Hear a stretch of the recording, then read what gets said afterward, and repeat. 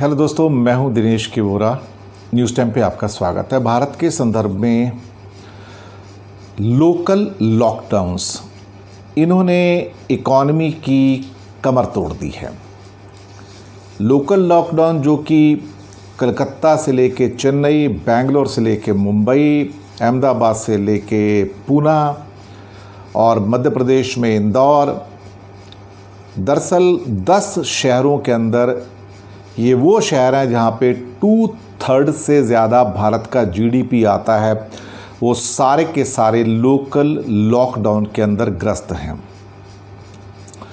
दरअसल ऐसे मौके पे जहाँ केंद्र सरकार ने या मोदी सरकार ने राज्यों को छूट दे दी कि कहीं भी कुछ भी लगाओ, तो उनकी मनमानी शुरू हो गई। किसी को नहीं पड़ी कि देश के अंदर जो इंडस्ट्री है जो स्टार्ट हुई थी, और ये झटका तब लगा जब नीति आयोग ने केंद्र से बात की, बल्कि प्रधानमंत्री से बात की, और ये कहा कि जून महीने में जो रिकवरी नज़र आ रही थी, जुलाई के पहले 15 दिनों के अंदर उसके अंदर फिर से भारी गिरावट आ गई है। इसमें बिजली की कंजप्शन भी है, पेट्रोल की कंजप्शन भी है, डीजल की कंजप्शन भी है, और इंडस्ट्रियल आउटपुट है उसके अंदर भी है।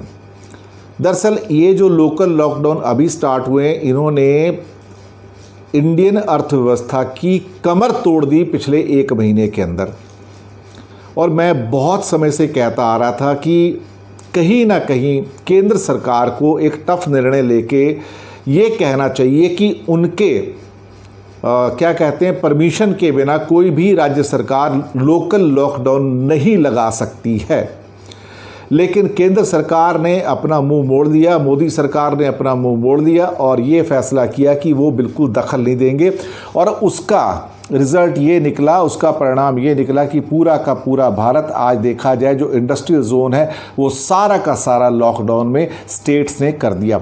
एक ऐसी मनमानी चल रही है जहाँ किसी को कोई रोकने वाला नहीं है, कोई टोकने वाला नहीं है, और केंद्र बिल्कुल मुंह मोड़ के बैठा हुआ है। अब यहाँ पे आज पहली खबर जो आई है, जो कि ख़ास तौर से इकोनॉमिक टाइम्स की जो हेडलाइंस है कि centre is now greatly worried, जी हाँ, greatly worried over macro impact of mini lockdowns. ये दरअसल मिनी लॉकडाउन नहीं है, नाम मिनी लॉकडाउन दिया गया, ये मेजर लॉकडाउन है।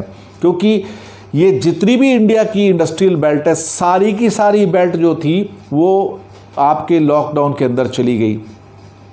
और इसका दुष्प्रभाव जो अब पड़ना शुरू हो रहा है, जून के बाद जुलाई में लग रहा था कि रिकवरी होगी, लेकिन जून में जितनी रिकवरी थी जुलाई में उसका भी माइनस हो गया।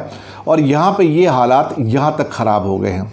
इन हालात के अंदर केंद्र अगर इंटरवीन नहीं करता है तो आने वाले दिनों में हालात और ज़्यादा ख़राब हो जाएंगे।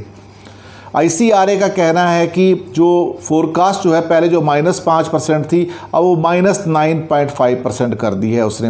ये एक बहुत बड़ा जोल्ट है, क्योंकि साथ में उन्होंने ये भी कहा है कि जो रिकवरी Q3 से स्टार्ट होनी थी, Q3 का मतलब अक्टूबर से दिसंबर का क्वार्टर, अब कह रहे हैं कि अब शायद वो Q4 से स्टार्ट होगी।